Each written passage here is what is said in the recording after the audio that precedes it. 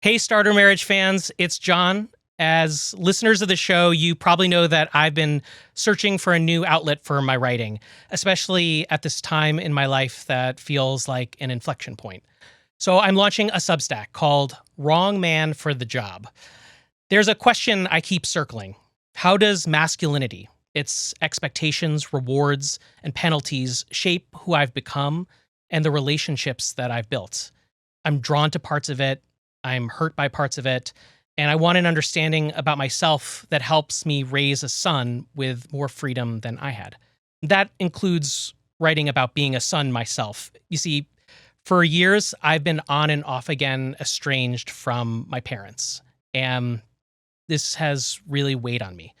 And to be honest, it's been a burden to our marriage. It's something that we've had to carry together, and Allison has kindly kept it out of the public eye, but I finally want to talk about it in a space where I get to reflect carefully. I am, unlike Allison, no expert. I have no grand theories. I just plan to report from my own life, maybe offering some research occasionally where it helps, and hopefully connecting with any of you who have been in similar situations. You can sign up for free right now. And if you'd like to become a paid subscriber, I'm offering a limited time discount for founding members. The link is in the show notes, where you can search for Wrong Man for the Job on Substack. Thank you so much. I've really enjoyed doing this show, and I'm really looking forward to this next chapter where we can explore these ideas together. So as we say in our home, au revoir.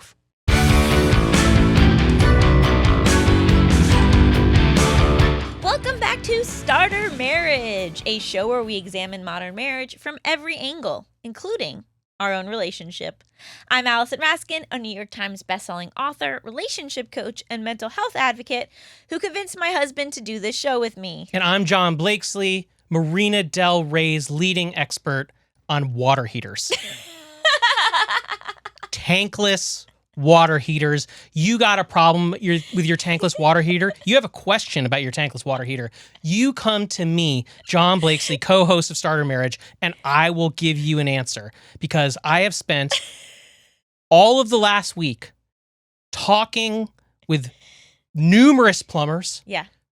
Multiple customer service representatives at the manufacturer of our tankless water heater, because we have been without hot water. Shout out to A.O. Smith for overnighting us those parts. Shout out to A.O. Smith, who has an incredible crew of customer service representatives who are actually quite knowledgeable. Yeah, that lady, you were on that phone with that lady for a really a long time. long time. I was opening up the water heater. I was removing parts. You want to talk about a flow valve sensor, the flow sensor? Let's do it. You blew into it. Yeah, I did. I blew into it. I removed it. I checked it out. You want to talk about a heat exchanger? I could talk about a heat exchanger for days. You just last night just stayed with the plumber for He the was whole like, time. he's like, sit back, relax, and we'll get you your hot water. I said, absolutely not. I am in this. I am going to be by your side this entire time. And we actually formed a sort of friendship. I think you think that you did. No, we absolutely did. Okay, so I've started telling people that I'm going to be a father soon, and like these plumbers, these guys who come to do work on the house, they will just open up to me in this beautiful way where they'll be like, they want to tell me about their kids. They want to tell me like lessons they've learned as a father. And like now multiple guys have shared with me like their harrowing experiences as a father and what they learned from it.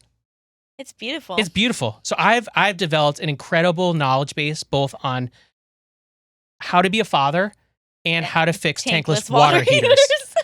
So I'm your guy. Yeah, it's been a tough week. I didn't handle it well. You did not handle it well at all. No, I mean, okay, on the spectrum of how I've handled things in the past, I think we're in the middle. Like I wasn't like hysterically crying every day. Right. I didn't like, scream. Yeah. But I was very unhappy. Very unhappy. Like this was the worst thing. Well, because when you have OCD, contamination OCD specifically, not being able to take a hot shower is a real threat to your survival. Because what if I get contaminated? Right. Now, to be clear, it's not an actual threat to your survival. Just reminding you of that is a fictitious thing that has been created in your brain.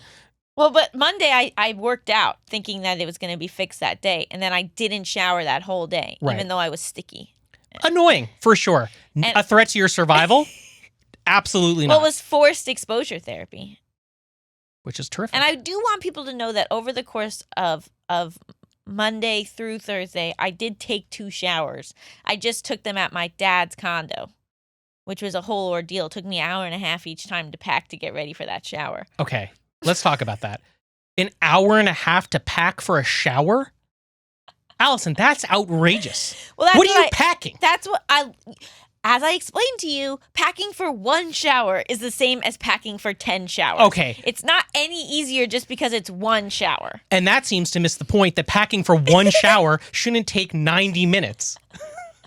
Well, ultimately it didn't, but I was budgeting for 90 minutes. I assumed You it was budgeted your day for 90 I was thinking that it was going to take a really long What time. are you packing? It's just shampoo, conditioner, soap. Done. Not even close, my friend. A razor, shave oil, after products for the bath, creams, hydration scoops, eye creams, sunblock. Also, I had to have outfits. I had to have different shoes. Outfits? I'm gonna walk out naked. I'm gonna take a shower at my dad's condo and then walk home naked. Okay, but you just said outfits. So like, are you like trying on different outfits at his house? I have to pick an outfit. Okay. And I had to have shoes because I was coming from swimming. And so that's a whole other thing. So I also have to pack my swim bag. I mean, I was gone for hours. That's not true. Actually, it was kind of true. I was gone for hours. All right, so back to business. Let's get back to business. We have a demystifying episode for all of you today. Ooh. We're going to be talking to disability rights activist and author Emily Ladau to talk about interabled marriages. Terrific conversation. I learned a bunch. This is something I didn't know a ton about going into this interview, and I'm coming out of it fired up, and I feel like we need to change this law. I know. You guys are going to get fired up. Yeah. If you're not already fired up, prepare to be fired up. Yeah.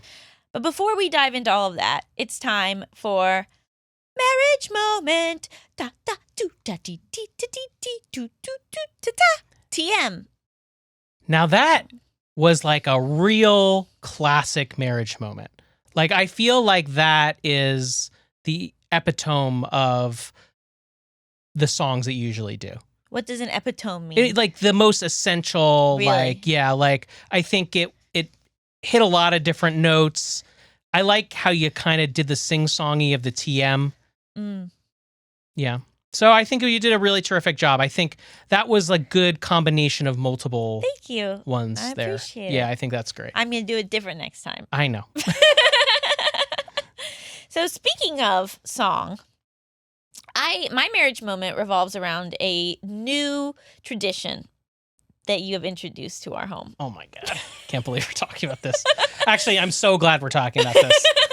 So a few weeks ago, you decided that there would be a competition between our 2 dogs, Phantom and Sugar, Every week. for Sweetie of the Week. Sweetie of the week, yeah. And then there's sort of a consolation prize afterwards for Sunday Sweetie. Doesn't really even matter.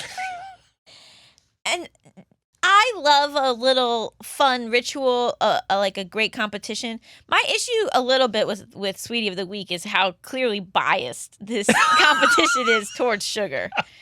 That Sugar has won 4 out of 5 of them.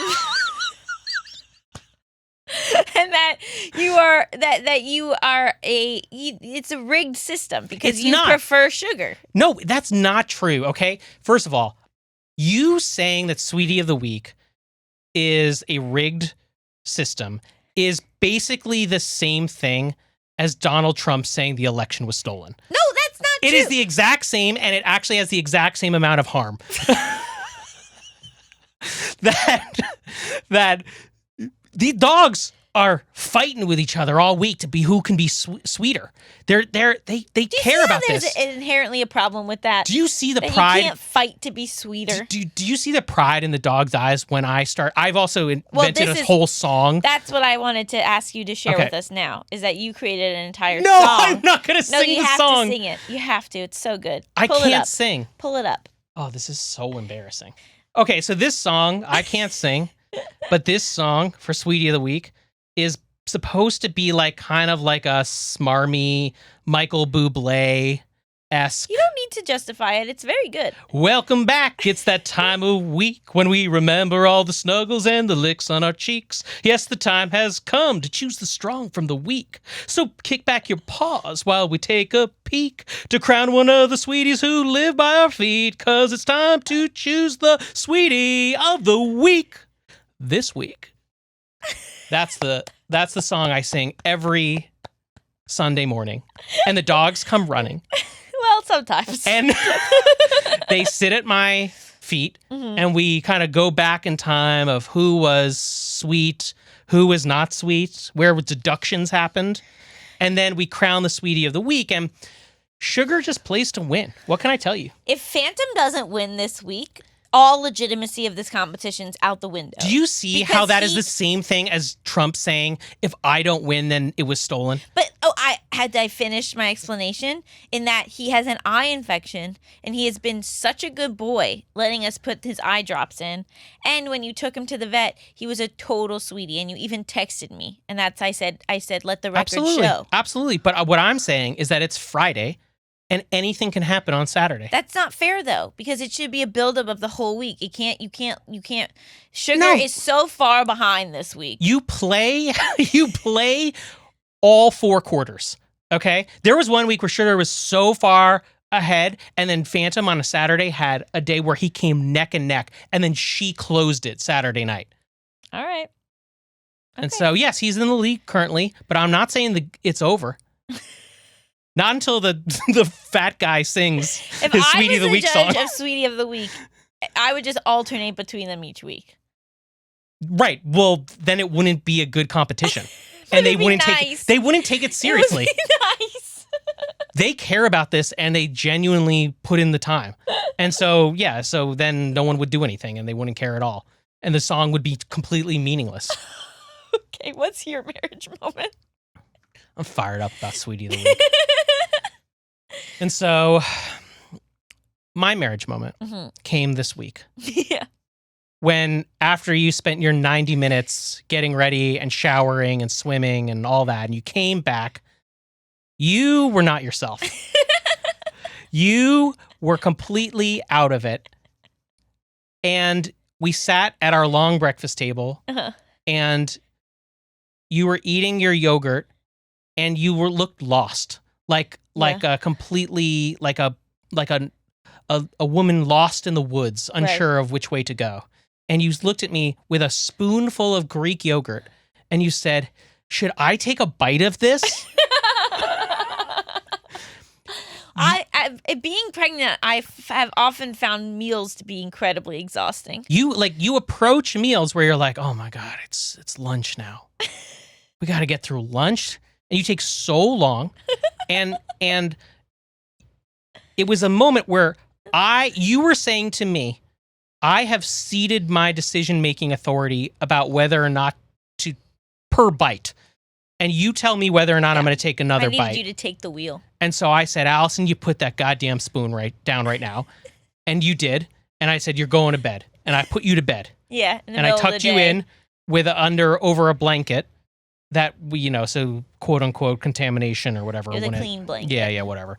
And then, so we tucked you in that way. And then I left the dogs with you, and I said, and you're not allowed to come out for like 90 minutes. and you took a 90-minute nap, which you don't do very often. No. And so it was a time where you were maybe disabled is a bit of a strong word, but you needed me to make cognitive decisions for you, and I did. Yeah, I took charge. I needed to be cared for. Yeah, you love to be cared for. Yeah, definitely, I do. Yeah. Well, speaking of being cared for, and I was happy to do it, by the way. Thank you. Yeah. I really appreciate it. I'm bringing it up because I found it kind of funny, but also because it was a moment where just knowing you, like, I just have to tell her what to do. Because you're also so anxious over like getting work done and being productive, and I know that's such a part of your personality that sometimes I think I have to like just say, Allison, I don't want to hear a word. You are taking a nap. You are relaxing. And that is just, I'm putting my foot down. And that's just something I've learned being in a relationship with you, is that sometimes you need me to take charge and tell you this is how it's going to be. Yeah. And we're just taking care of Allison now, and I won't hear anything else. And I love that, honestly. I love when I'm on mandated rest Yeah. from you. Well, okay, so kind of on a similar theme of taking care of each other. So this week's marriage moment, the listener writes, I'm a dancing clown online. Wait, what? Wait, whoa. What? Okay, go ahead. I think a dancing clown online means that that they have, like, they make internet content as a clown. Seriously? Yeah. I thought it was like they are just clowning around on Twitter. No, I think it's like their job. Like, they make clown content. That's a thing? Anything's a thing. But clowning is an art form. Anyway. I think you gotta say, I'm a dancing clown online. By the way, this is like a whole thing. Well, I Googled it, and it is. Oh, okay. I Googled dancing clown online just to make sure that I wasn't missing something. It almost sounds like it's code for something. It does. Like it's like a code for like a sex thing. But it's not. It's just like the most purest form of entertainment, which is a clown dancing. Okay. Cool. Anyway. I didn't know that was a thing. I'm a dancing clown online, so I always have a party hat nearby. It's a tall, pointy rainbow party hat, and it's fantastic. Well, one night I was crying, and I said to my husband that I felt like I had ruined our night together. I was just crying, didn't know what to do. And then he just put the hat on my head. It completely took me by surprise, and yes, it cheered me up a lot. He's always looking for ways to cheer me up, but this was the most clowny by far. And that's my marriage moment, TM. I have so many questions. What? This is, first of all, lovely. It's lovely. Like, this is him, like, this is person's husband taking the lead. The way you took the lead and you put me to bed. That's true. He took the lead and put the party hat on her head. First of all, I love the idea that she always has a fun hat nearby. Well, yeah, it's part of the lifestyle. Because you're just like part of that clown life. Yeah. Is you have to have a fun rainbow hat somewhere near you. And then I also kind of love the fact that she was a sad clown. You know, like there's something about that. But I wouldn't imagine, I would think that maybe the clown would like him to clown for her, but instead it was just putting the hat on. It was helping her connect to her clowning self. That is a more cheerful self. Right, perhaps, yeah. Or just like this object that she really loves and finds joy through. It's kind of a funny scene though to see, like, if you didn't have any context and there was just like this crying person there, and then the partner puts on a rainbow triangular clown hat, and then suddenly they go from sad to happy. That almost seems like a clown bit. Well, maybe that's why it cheered her up. Yeah. Was it the hat itself, or was it him putting on the hat and that was kind of funny? I think him knowing that putting on the hat would make her feel better. I see. And that feels like a beautiful moment of being seen by your spouse. I see. And also like a fun fix for your mood. All right. It's like a delightful surprise. We got to get some party hats. No, please not. You would wear party hats constantly. No. You don't think so? Only because the string would hurt my Yeah, chin. okay. Welcome back to Starter Marriage. It's time to pop the question. This is the part of the show where we deep dive into the main topic of the episode with an incredible guest. This week we are joined by Emily Ladau, author of the book Demystifying Disability: What to Know, What to Say, and How to Be an Ally. Her career as an activist began at the age of 10 when she appeared on multiple episodes of Sesame Street to educate about her life with a physical disability. And most excitedly for this show in particular, Emily is getting married to her longtime partner, Brandon, this year. Wow. Woo! Congratulations. Woo! Thank you. Thank you so much. I'm really excited to be here. And I feel like this is my first entrance into almost married life, you know? Right. Yeah. Like, officially, like being a public married person.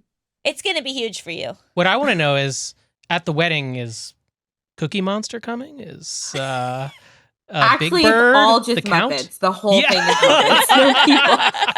Our officiant is Oscar the Grouch. So A thing about me is that that Allison found surprising is that like I am like a mega Muppets Yeah. fan. Like I've seen all the Muppets movies. I like love the Muppets and Is think that they're different than amazing. Sesame Street, or Sesame Street is some of the Muppets?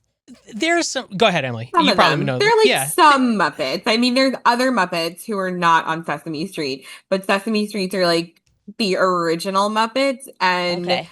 I love them so much. yeah. See, I didn't watch Sesame Street growing up because it didn't have a plot. Oh my That's goodness. wild to me. I only watched narrative That's shows. so weird. Sesame Street is a great show. And like I mean I'm mainly a huge like Jim Henson, that universe of the Muppets, but yeah, you got problems. You got it. But you often say I look like a Muppet. Yeah, so Allison reminds me a lot of I'm blanking on it. Beaker. You know Beaker? Oh my God. That's so funny. Like me and Allison Yeah, are just I hear like you. those two, and she's just like she has a lot of Beaker energy. Yeah. But see, he loves the Muppets, so I would take that as a full compliment. Yeah. Yeah, I choose to take most of what he says as a compliment, whether he means it that way or not. So speaking of, beautiful relationships, how did you and Brandon meet? We met on Hinge, and I feel like that's becoming the cliche answer now. Everybody says this. Yeah. But it's a great resource. I'm very pro Hinge. Yeah, we met on Hinge. Oh my gosh, yeah, that's right. Okay, so this makes me feel good because I feel like I'm in the fun club of people who met on Hinge. However, we're in the club where we had to pay for a membership in order to meet. So I like to say I got a really good return on investment. Yeah. But it was super worth it. I was about to throw my phone into the ocean, and then he responded to my message. So I can't complain. I got very lucky. I think that there's just so many false assumptions around interabled couples and what's that like, and that like this like assumption that like your partner is just your caretaker. And so did you have like any fears around that as you were like getting to know him? Like was this something like he was worried about in any way? Yeah, it's a good question. And I think it's probably also helpful to give people some context because you can only see the little screen here of me. But I am a wheelchair user. I was born with a physical disability. It's called Larson syndrome. So it's a genetic joint and muscle disorder. It manifests differently in different people. My mom and my uncle have it as well. And so we all experience it in our own way. And when it comes to looking for relationships, I mean, I had two models of people in relationships throughout my life because my mom and my dad are married and my aunt and uncle are married. And so I knew that finding a relationship was possible. But of course, having a disability means that there is a level of providing care that was required, at any given time. And I was always a little bit concerned that people would outright reject me in the dating pool just because they assumed that I am a burden because I have, caregiving needs. But at the same time, I finally had to flip that script for myself because every human being has caregiving needs. And so, yes, it's true that I need help with certain physical tasks, but I'm also the kind of person who's happy to pick up the phone and make a phone call, and Brandon hates making phone calls. So Right. he will clip my toenails because I have trouble reaching my feet, but I'll make the phone call to make the reservation when we're going to dinner or something like that. And I think at the beginning of our relationship, the reason that I was so drawn to him is because he didn't pass judgment or make assumptions about what I can and can't do. We just figured it out in partnership as a team.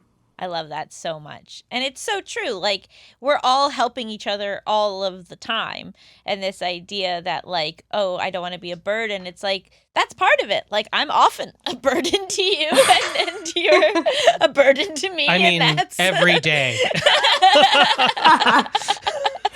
See, but that's the thing. I mean, we are all a lot in our own ways. And I still have the fear constantly that I am too much, but Brandon reminds me that maybe I'm too much for somebody else, but not for him ever. He never makes me feel like I am too much for him. And if I am too much for somebody else, then that's not my person. That's not a person that I want in my life. And I'm lucky to have found that, but that was only after several other experiences in which I was made to feel like solely on the basis of my disability that I would be too much. Yeah, I feel like our culture really fetishizes the idea of independence. I mean, and so when you're looking at a relationship like yours, I feel like a lot of people will be like, oh, is she going to be dependent on him? Right. But when in fact, we should probably stop fetishizing independence and start thinking about how all relationships actually could do better from interdependence, you know? Wow, I feel like you're my disciple. I rally. I say those things all the time. Really? Yeah, I rally against independence. I think it is such a harmful obsession in our country because it's just like not how we're meant to live. Well, because I think too that like I've been in relationships before that felt codependent, where we were just like totally emotionally dependent upon each other. And like that looking back was like not a great thing. And so the mind easily goes to, well, I need to be in a relationship where I am independent. But actually there's like this nice middle ground to learn from where it's like, no, I'm dependent upon you in all these various ways, and you're dependent upon me in all these various ways. And it kind of frees me up to do other stuff, you know, because I can lean on you a little. It's the balance, I think, because Brandon is the type of person who is willing to make sure that he puts food in front of me when I am chaotically working for hours at a time and forget to eat. And I'm the type of person who is like, okay, we have to stay on top of certain household things. Like, let's make sure today we change the sheets and let's make sure that the garbage goes out.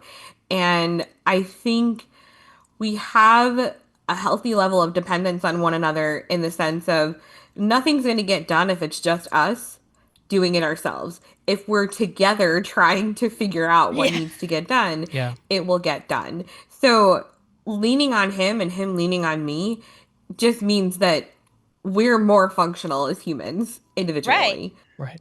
Yeah, it's a team dynamic, and like, you know, you're like you get each other's strengths too, which is like so huge. And ideally you end up with someone who's not exactly like you, so they have different strengths.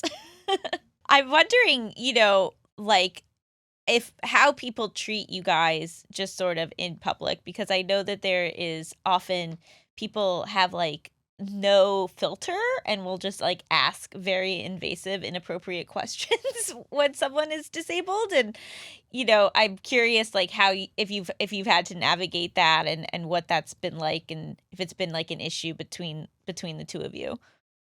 I've had that my entire life.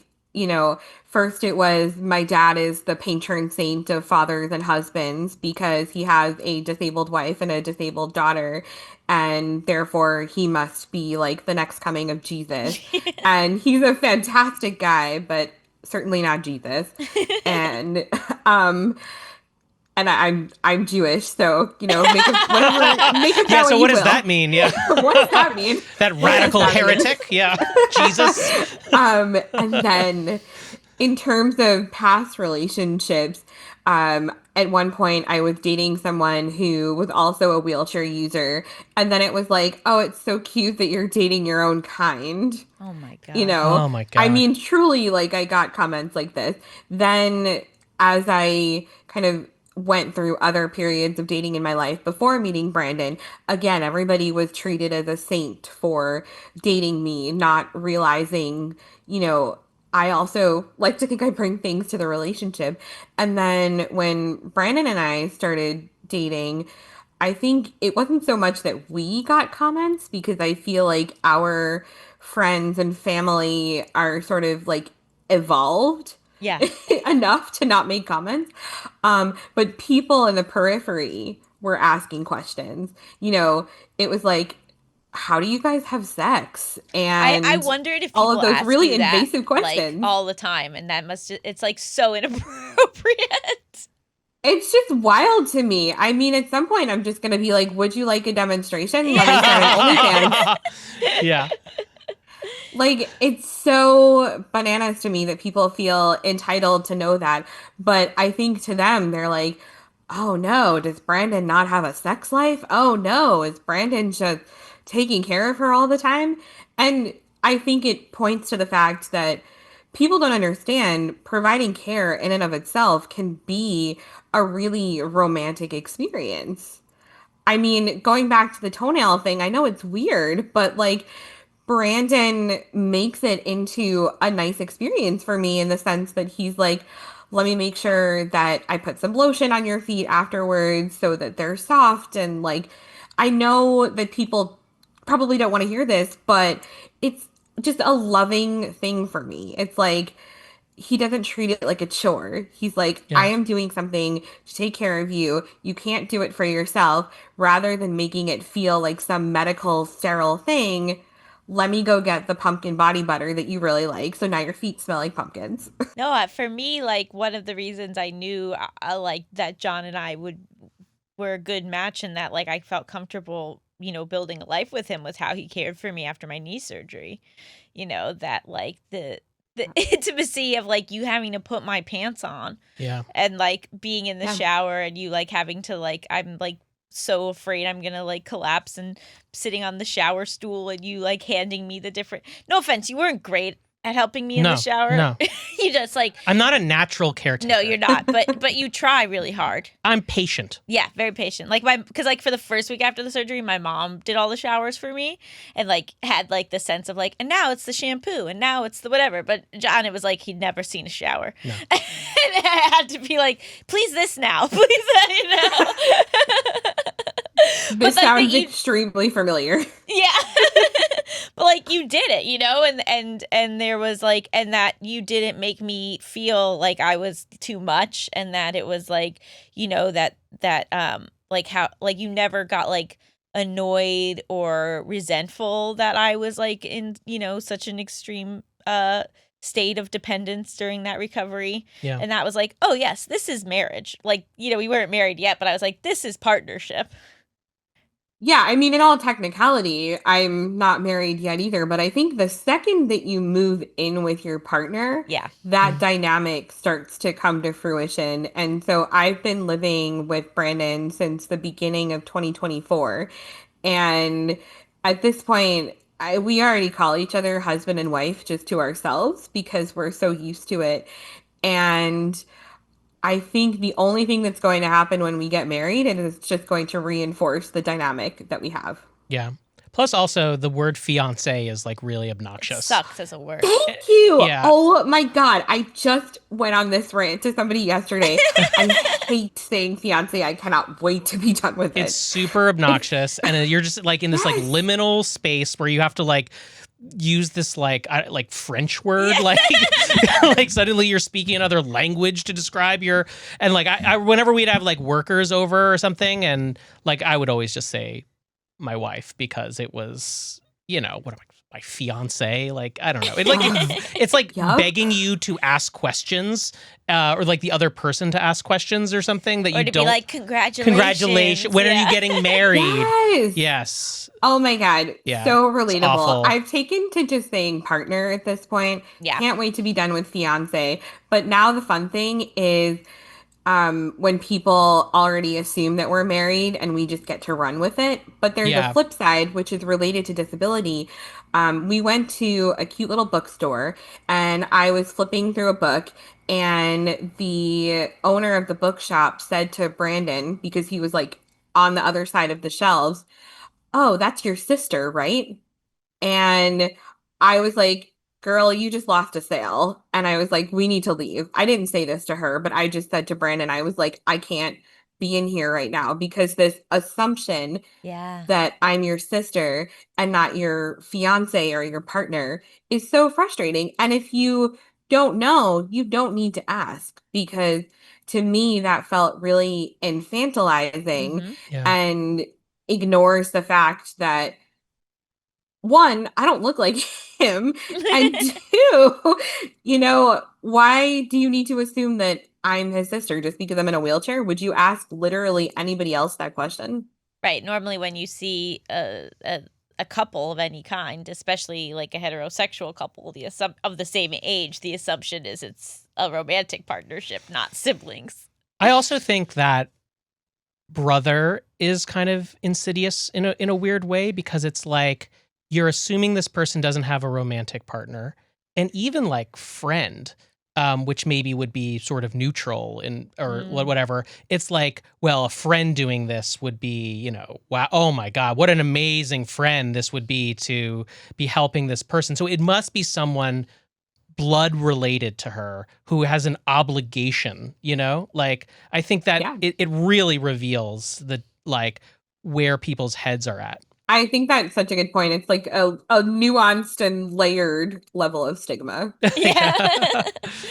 Well, that's another, big reason we also wanted to have you on is because one of the things I'd already knew about it, but like dove into more while writing I think is about how there is a huge component missing in the marriage equality movement around the disabled population, and that there's this like truly evil law in place. Like, I mean, people don't even believe this law exists when I tell them. They're like, "What are you talking about? That doesn't make any sense." I'm like, exactly. Where people that rely on certain benefits through Social Security have to have a very low amount of money in their bank account at any time, and if they ever have more than that, then they lose their benefits.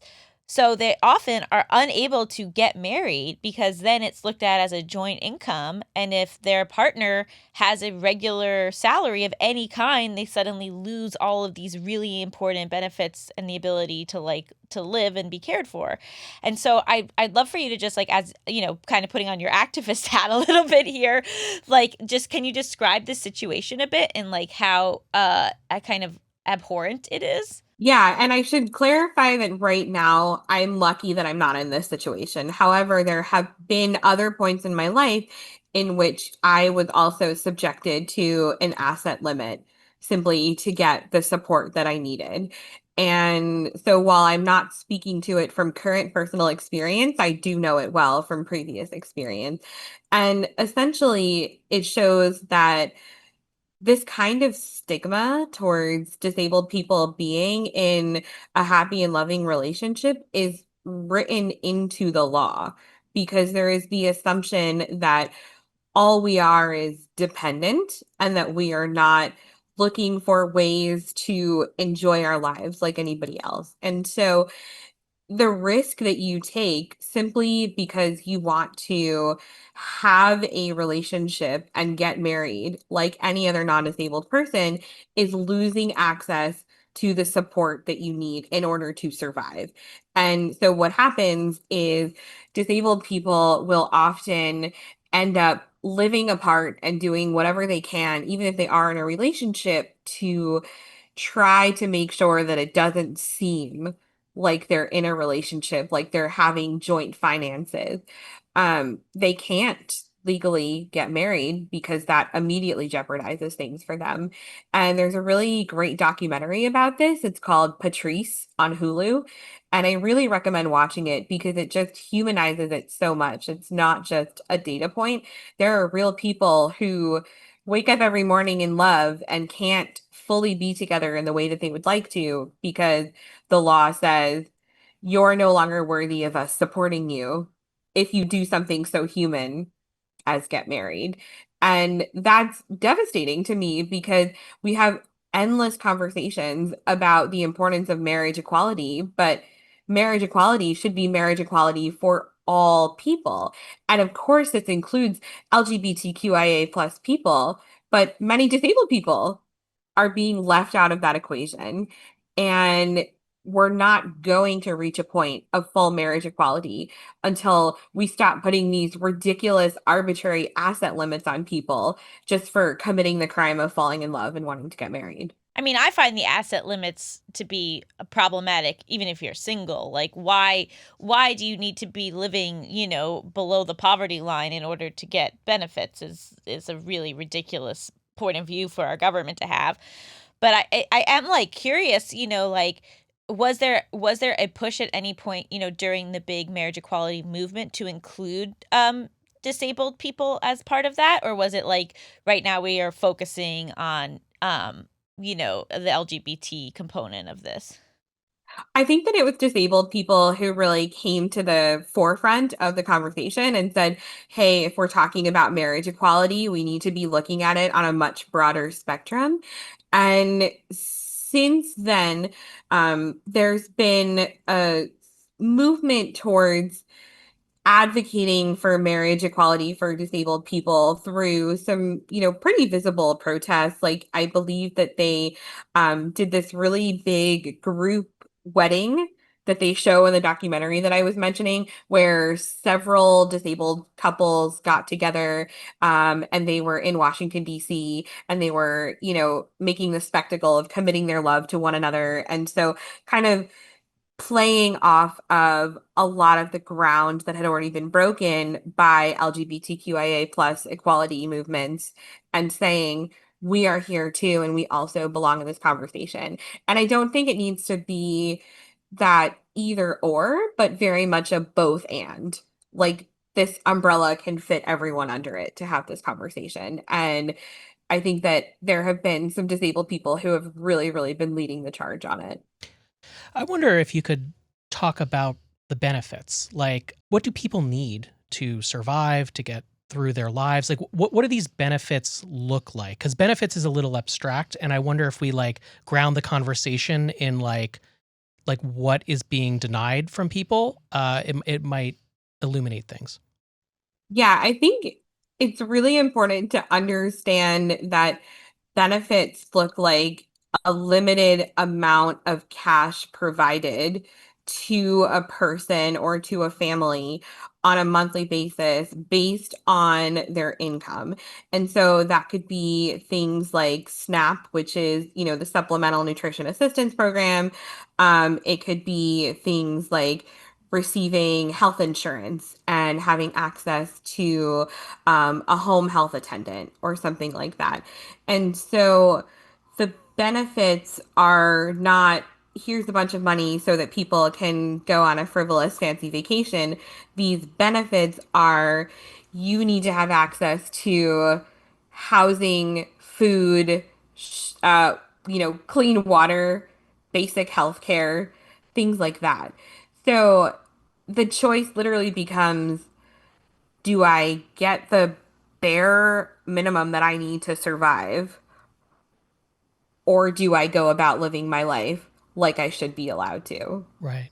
You said that like people will live apart so that it doesn't seem like they are together. Because I think, one thought that would immediately come to mind would be like, well, could people live together and pool their resources, but just not get married? Now, that's totally unjust in other ways. But are you suggesting that, like, if it comes out that people live together, that their benefits can be denied, or if they're like effectively married or cohabitating? My understanding is that, after a while, you can be considered common law married I see. when you are together and you are a couple for all intents and purposes, even if you don't have, a marriage license to say so. And so it's just not worth running the risk for Right, people. right. And these are all federal benefits, right? So Mhm. so you're running afoul of federal law, and so it doesn't really matter what state you're living in. Yeah, and on top of that, there's so many traps that you kind of get put through with paperwork requirements and navigating the system, they intentionally make it as complicated as possible so that it's really hard for you to, first of all, obtain these benefits, and second of all, to remain a beneficiary. And so anything that you do to jeopardize being a beneficiary, if you're kicked off of a program, the nightmare of trying to appeal that and get back on becomes its own sort of hell. And so it's not even just a matter of marriage equality. It's a matter of like basic survival Right. for Hmm. many disabled people. And the interesting thing is that if we were more supportive from a legislative standpoint of partnerships between a disabled person and another disabled person, or a disabled person and a non-disabled person, then perhaps we wouldn't be in a caregiving crisis where there's a lack of caregivers. Perhaps we wouldn't be in such a poverty crisis, right? Because we would instead be empowering people to, create that union so that they could rely on each other, care for one another. And that's not to say that people don't need outside help and outside support, but it is to say that it's not legislatively a wise thing to do. And I'm not a policy wonk or an expert here, but this just seems like common sense. So what is the counter argument? Like what are you running up against? Because like I hear this and it's like, let's just get this done. It doesn't even seem like particularly left or right coded thing, right? People in the right love marriage and like to my knowledge, there's nothing in the Bible that says people Well, in people on the wheelchairs. right hate having people getting benefits. So is it strictly just dollars and cents, or do you ever hear counter arguments, or is it just simply that people are focused on other things? Like what is the wall that you're running up against when you're doing your activism? Like what is the pushback? I think the counter argument is largely financial, which is super dehumanizing because you're not stopping to recognize that people aren't just data points, they're people with stories. But the reality is that, especially on the right, they are not a fan of benefits, although certainly there have been plenty of times where this conversation has also been on the left. The idea that you need to pull yourself up by your bootstraps, get off of these benefits, and get back to work is what people want to happen. And there's no real understanding of the fact that these benefits are often what keep you in poverty and out of work in the first place, because we're not setting people up to succeed. We're instead saying, here's the bare minimum, survive on this every month, try to make do, and by the way, go get a job. Go get a So job that only pays this little amount, or else you lose the benefits. right. And then how do you bridge that gap in Right. between losing benefits and becoming, self-sustaining financially? So it's a really, really messy system. And people get punished for trying to use the system, not game the system, but use the system in the way that it's intended. But unfortunately, you know, trying to reason with people and say, imagine if it was you who was denied the opportunity to marry the love of your life because you needed basic access to healthcare. Nobody wants to think about that. But the reality is, anybody can become disabled at any time. Disability is not a community that discriminates against people. You can come hang out with us at any point. And when you think about it that way, suddenly maybe something should shift in your mind that says, what if tomorrow this is me? Yeah. That's actually where I wanted to kind of head it with the conversation, which is that like most couples, if you are together long enough, one of you will become disabled, right? Like if you're lucky enough to live to old age, like there's going to be a shift in like physical ability, and sometimes it happens much sooner and sometimes later. And so, how do couples kind of like prepare for that outcome? and not let it be like so disruptive to their relationship and way of life.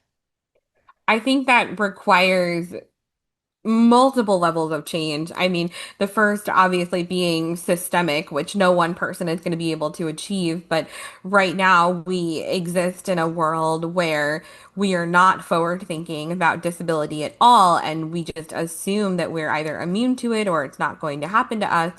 And then one day, if you wake up and discover that you have a chronic illness or discover that, you've been diagnosed with a medical condition or you get into an accident. All of these things are very real. They can happen to anybody at any time.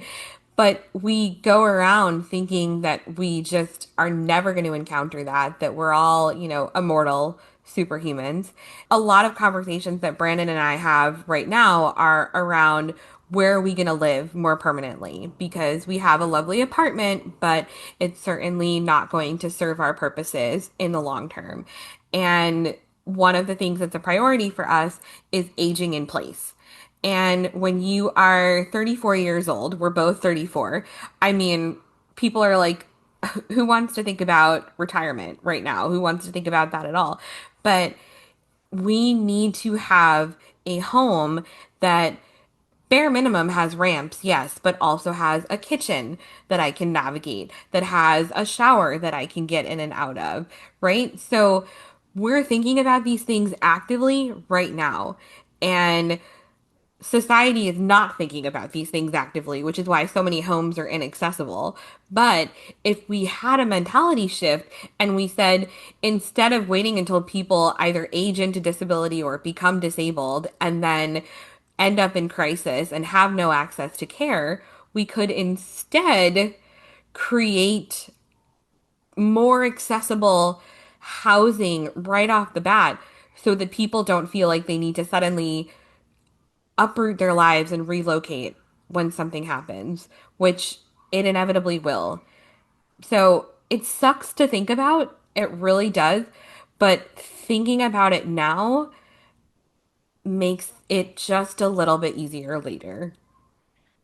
That's something interesting in our relationship Oh yeah. because I'm on the hypermobile spectrum and I've had knee surgery on both knees and I live sort of in fear that like I will become disabled, that like I've obviously experienced periods of that, recovering from surgery and subluxations and a dislocation and things like that. But like, I don't have the assumption that my body is going to be able-bodied long term. And I could be totally wrong about that. I mean, that could just be not true, but I'm sort of like moving through the world with the assumption that I will not always be able-bodied as I am right now. And that is like influencing decisions that I make. Like I'm only really comfortable having one child because as I think about aging and my knees, like if I have another kid at like 40, like I just like don't know what my physical abilities will be. And like that and it feels like a risk that is like too much. And I feel like sometimes it makes you uncomfortable that I assume I won't always be able-bodied because I think, you know, one, I don't have like definitive proof, but like I sense that sometimes like when I talk about that as like an inevitability or huge possibility, like you don't like to go there a little bit. Um, I think it's more the inevitability Yeah. because I think there's like I think sometimes you place too much certainty around the idea that like you are not going to be able-bodied. I think there's like a possibility that like your knees give out or you wouldn't be able to be as mobile as you are now, but I don't think that is written in stone or anything. And so that's like I think that's the difference for me is like when you sometimes you talk about it like a certainty. Yeah. And that I don't think is totally warranted. I think I talk about it as a certainty to be okay with it. Do you know what I mean? That like there's this sense of like, well, if I know that's like heading my way, like that's okay. Like I'm almost like preparing. And then it's like if I'm pleasantly surprised, I'm pleasantly surprised. But I mean, something I didn't even really fully understand until I was an adult was that like my mom was disabled my whole life. Like she could never run. She couldn't like do a lot of activities because of her knees. And like, you think about disability as like, well, she's walking, she's active, she's not using any ambulatory aids, but like she had serious limitations and chronic pain. And and so like when I also think a lot about like the pain factor and Yeah. like what it's going to be like to just like live with, if that happens. I mean, I live with some knee pain now, and I imagine that will get worse. And and like that it looks that like even if you don't like look disabled to somebody, that like your quality of life might be like, and your what you can and can't do might be actually way more effective and impacted than people realize that it is. Right. It's so hard for people to see outside of their own narrow experience. And I think that a real service that your type of activism does, Emily, is like forcing people to think outside of themselves for a moment, forcing them to wonder, like, what if life had been different for them? Or what if life throws them a curveball, because it will? One very concrete example that I like to point to, there's something that's known as the curb cut effect. This is not what I came up with. This is very much something that many disability advocates who have come before me came up with. And it's the idea that if you have a curb, it makes it very challenging to get from street to sidewalk or sidewalk to street for certain people. If you have a curb cut, suddenly it works for everybody, whether you are a pedestrian who is walking, you're a caregiver pushing a stroller, you're someone using a wheelchair, you're rolling a luggage cart or a laundry cart, right? A kid on a skateboard. Curb cuts work for everybody. And so thinking of how I would redesign society, I would design it with that curb cut mentality in mind, where instead of designing for the majority, assuming that they will in fact always be the majority, and that no one will need any kind of accommodations or adaptations, what if we instead thought from the beginning about how we could make something accessible to everyone? Because a curb cut doesn't block access for anyone, but it certainly helps everybody. And so if we start to look at society from that mindset, why wouldn't we create more curb cuts? Because whether you need it right now or not, it's not actually impacting the quality of your life. But if and when you do need it, it absolutely will have a positive impact on the quality of your life. I love that. That's such a succinct and beautiful way to put it. Yeah. Well, now we have to ask you our very serious and important final question that we ask all of our guests, which is, who is one fictional couple that you think should have gotten divorced and why? I have a deep cut. So have you ever seen the show? It's on Peacock. It got canceled already, unfortunately, called Based on a True Story. Yes, I saw season 1. It's very funny, but long story short is they are saving their marriage by blackmailing a serial killer into creating a true crime podcast.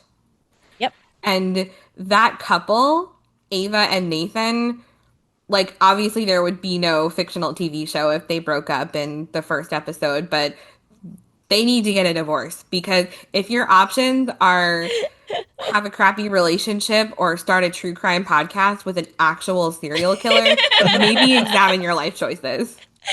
Yeah, they don't really like each other either, I feel like. No, they do not. They do not. But I also am like genuinely a hopeless romantic, so I don't want to break anybody up. And Brandon went over a list of all my favorite TV shows, and I got too upset. I was like, we got to stop this conversation.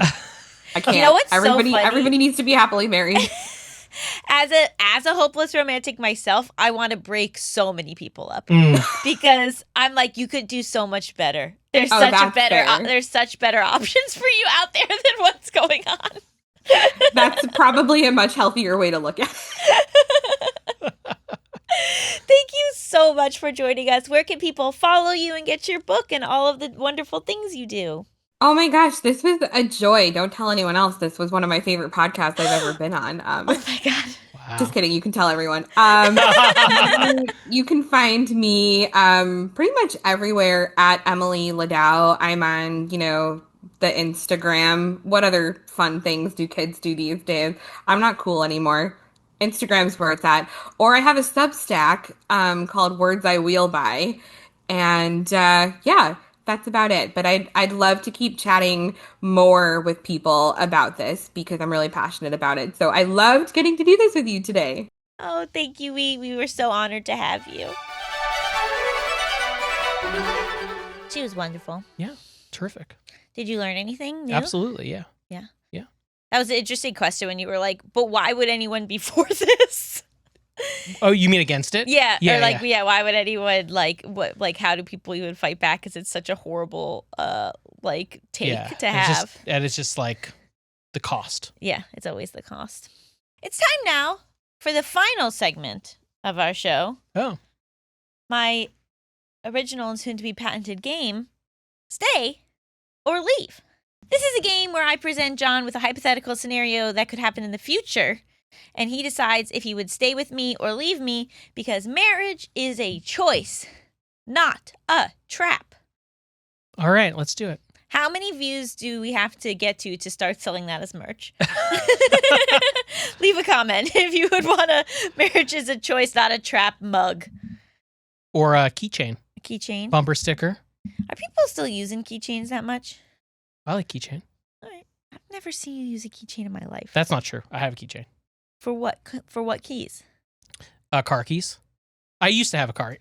When I had my old car, I had a keychain that I put all my keys on. All right. People love keychains. I like them too, but they're bulky. All right. What's anyway. Let's play the game. 15 years from now, they come out with a drug that dramatically slows down the aging process. So most people will live until 200. Awesome. Almost everyone we know takes the drug, including you. Nice. But I decide that it is, quote, against God's plan. I have become deeply religious over these past 15 years. Yeah. By not taking the drug, it will ensure that I will age much faster than you, and you will have to watch me become an old woman and die while you are still young and vibrant. Mm. Would you stay or leave? Interesting. Well, honestly, the fact that you think this is against God's plan might be a reason that I'm going to leave. But if we put that aside for some other reason, I actually think that I would stay, but like we might have to come to like different arrangements in our marriage. Like if I'm living to 200, part of the joy of living to 200 is going to be like, and assuming that people are not only just living to 200, but they're living well to 200, right? I want to like travel and do fun stuff and enjoy my next 100 years, my back half 100 years. And that would be really hard to do together. So you just leave me behind. Well, we'd have to talk about it. If you couldn't go skiing in the Alps with me and you didn't want to go, like. Yeah, but that might happen now. That could happen even if we're aging at the same process that I can't ski in the Alps. I'm just saying we might have to like, our marriage would change. Like we might not spend as much time together. Wow. So if I become disabled in any way, would you leave me behind? No, but what I'm saying is this is a choice. Yeah. You're choosing not to take a medicine that would extend your life for another 100 years. So you're choosing, I don't want to live another 100 years with you. I just want to get old and die. And so to my mind, that means, okay, you can make that choice. That's your life. But then our partnership, like the agreement of our partnership has to change because I want to live another 100 years and I want to live well. Okay. Would you kind of be offended that I was opting out? Yeah. So you'd be kind of mad. Yeah. I think it would be a mean thing to do to me, to our son, to just be like, it's against God's plan. No, it isn't. Well, we made it to the end of another incredible episode of Starter Marriage, which you can watch the entire video version of at youtube.com/justbetweenus. And please like, subscribe, and send it to a friend. If you enjoyed this episode, another episode that you really love, just send an episode to a friend and try to grow our audience here. Honestly, just pick a random number. You don't need to know them. Just send that. That's nicer than regulars. I get people emailing or texting me all the time from random numbers. Right. So just send them Send Starter them Marriage. our show. And also, please submit a marriage moment. We love getting them from you. Yeah. They delight us. They tickle us. And you can send that to startermarriagepodcast@gmail.com. That's startermarriagepodcast@gmail.com. And after you do all of that, why don't you pick up a copy of I Think Conversations About Modern Marriage or Save the Date, both books written by Allison Raskin. Which would you recommend over the other? If you're listening to this podcast, maybe I Think. Right. It's aligned. Right. But, so that's for this context. Well, and that's what I because would we do. pitched the whole podcast based off of Right, exactly. Right. Yeah. That makes sense. Well, as we say in our home, good night to me, the Alibaba. Good night to you, the Alibaba. Yes.